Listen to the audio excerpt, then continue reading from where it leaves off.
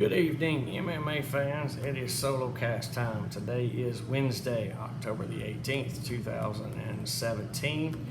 Hope you guys are doing well, having a good week. If you've been following any of the news and information and misleadings and all the junk that's came out today, it's kind of been a roller coaster day. As we started the day, I was really excited, really hopeful that they would be able to get the fight with Conor and Tony done for the December 30th card. Basing that on an article that I read either Monday or Tuesday from a media outlet called The Sun. Not a huge media outlet here in the States. In fact, I think they may be. Never mind. I don't know where they're from, but the articles that they managed to put out in reference to Conor are usually pretty strong. Somebody in that department or the writer herself has got a pretty good contact with either Conor himself or Conor's team, because the information that they put out about Conor is usually pretty legit. And the article stated that Conor had a couple of demands that he wanted met in order to make the fight with Tony on the December 30th card, and none of them were really deal breakers. Conor's gonna have to have his contract work. He's gonna get some more money just because of the popularity and the whole thing with the Mayweather fight. Not to mention the fact that John Jones has put himself once again on the shelf for at least the time being. So Conor's the only person on the UFC roster that can generate pay-per-view numbers anywhere close to the $1 million mark, or the 1 million pay-per-view buys mark. So gonna have to renegotiate, get him some more money. One other stipulation that he wanted is he wanted a pass where he doesn't have to deal with any kind of media obligations up until the weigh-in.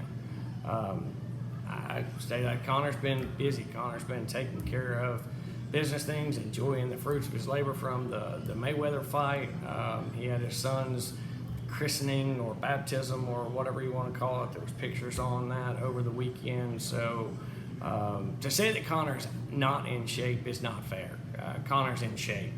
Conor's a great athlete, but Conor is not in fight shape. He has not been in the gym every day taking care of business like he would normally do. So what he is asking for, or what this article is referencing that he is asking for, is immediate pass, similar to what Dana White and the UFC gave Ronda Rousey last year, where they don't have any media obligations that they have to do. They can focus on training leading up to fight week. In my opinion, that's an easy decision to make. Yes, sir. Whatever you say. We need you to headline that card. We need a big pay-per-view ending to the year, payday. No media is not going to hurt the numbers that pay-per-view will do at all. Conor could fight a light pole and not do any media obligation, not do any press conferences whatsoever. That fight would do 1 million pay-per-views.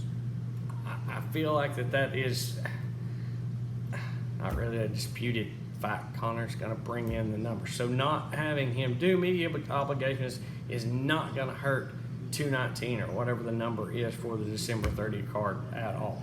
To me, that's an easy decision. Yeah, let him take the time off. That gets the Ferguson fight done, get it made, it's scheduled. It's the fight that all the hardcore UFC fans want to see. It's the fight that I want to see. As a Conor fan, there's a lot of things about that fight that scare me. I think Conor has a good chance early to land some of his punches. Can he do the damage to Tony that he's done to the rest of pretty much everybody that he's fought short of Nate Diaz? If he does, great. This is going to be a quick night. If not, then we're looking at another Nate Diaz situation, and Tony's cardio may be even a lot better than Nate's. So if that fight goes 3, 4, 5 rounds, I don't like Conor's chances. I think Conor has to finish him early. But that is a fight that needs to happen. Needs to happen next. It has no variance, in my opinion, whatsoever on the Nate Diaz fight. Conor could lose. I hope he doesn't. But Conor could lose the fight with Tony Ferguson. The Nate Diaz fight will still be there. It will still do massive numbers. It will still do a massive payday. So the next fight needs to be Tony. Looks like that's the way that it's going to happen. Read another article here just a few minutes ago referencing an interview done with Artem Lobov that Artem pretty much stated 100% yes, Tony is the next fight. Did not give any kind of inclination on the date. But if those two are the only things that are holding up getting that fight done for December 30th, I feel like Dana White is smart.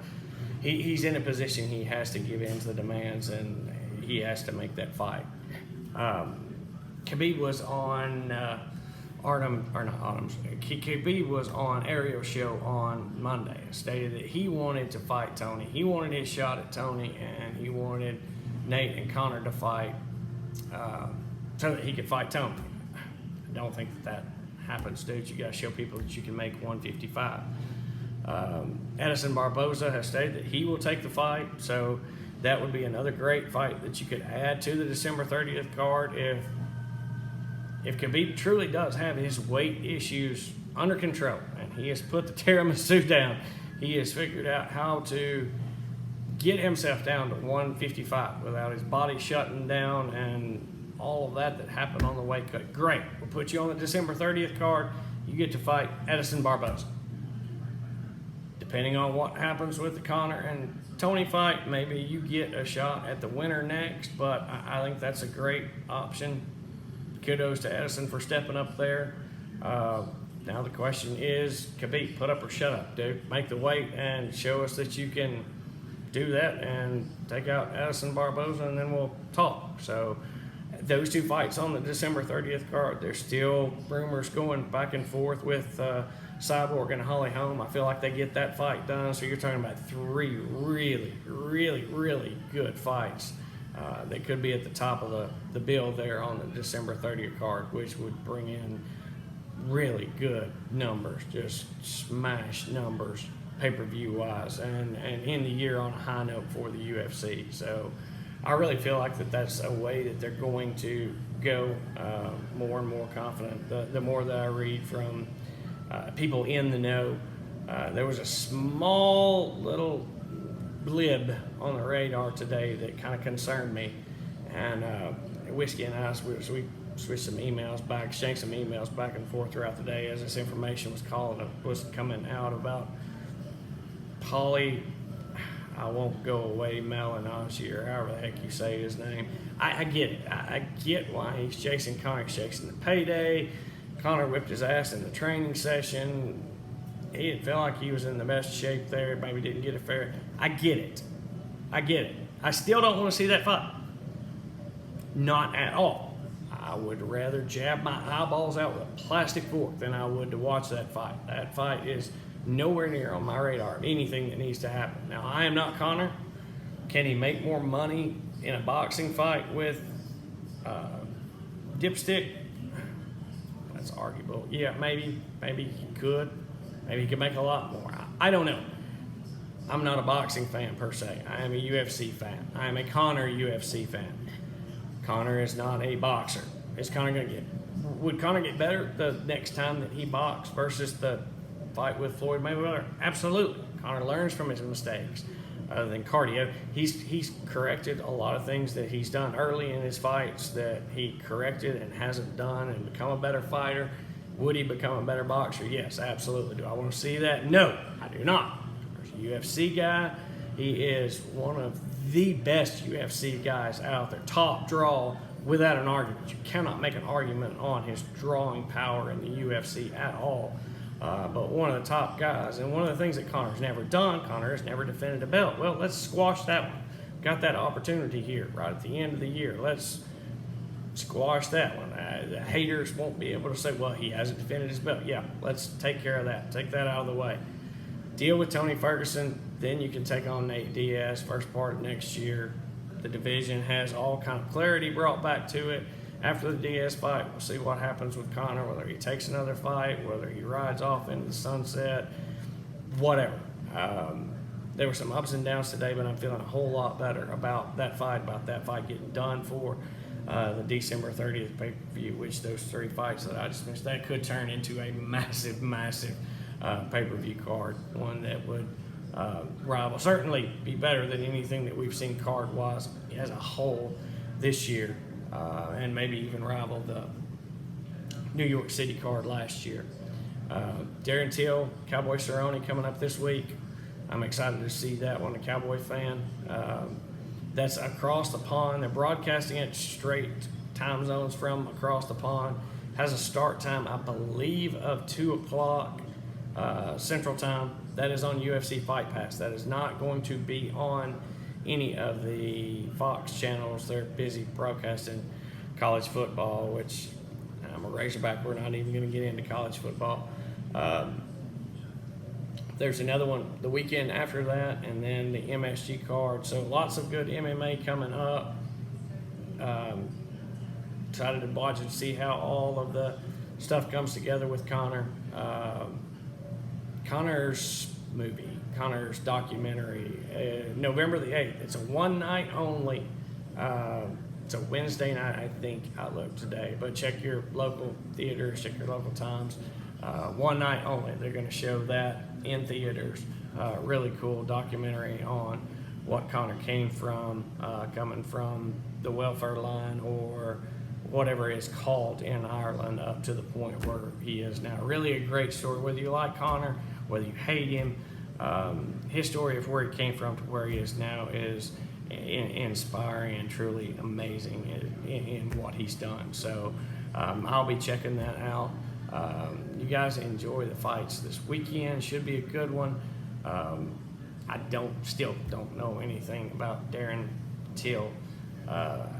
I can't see him posing too much of a problem for Cowboy. I think Cowboy wins that one pretty easily. They don't have a countdown for this event like they normally do. Just some individual video type things that they did. They did one on Darren Till, and then Cowboy put one out yesterday called Reality Check, I think. If you haven't seen that, it's classic Cowboy, pretty funny stuff. It's on, you can check that out on UFC.com or YouTube. So that's pretty much all I've got. It was going to be a full-on rant session on why I don't want to see this god-awful boxing match, but since I've read a little bit this evening, I don't think that's an option. Not a serious option anyway. It's rumored that Al Heyman and Dana White are in discussions. I don't look for those discussions to go anywhere. If anything, Dana said, yeah, let's talk after the Ferguson fight. Let's talk after the Diaz fight. Maybe next year sometime. That's his going away thing. Maybe at that point I'll be okay with it, and that's my opinion is my opinion. I'm not an MMA expert. I'm not affiliated with the UFC. I'm not affiliated with Conor. I'm not affiliated with anybody. I am a super fan that is taking advantage of a free social media platform to talk to you guys and rant about things and put my opinion out there, and you can take it for what it's worth. So lots of good stuff coming up. That's pretty much all I got. You guys have a great week.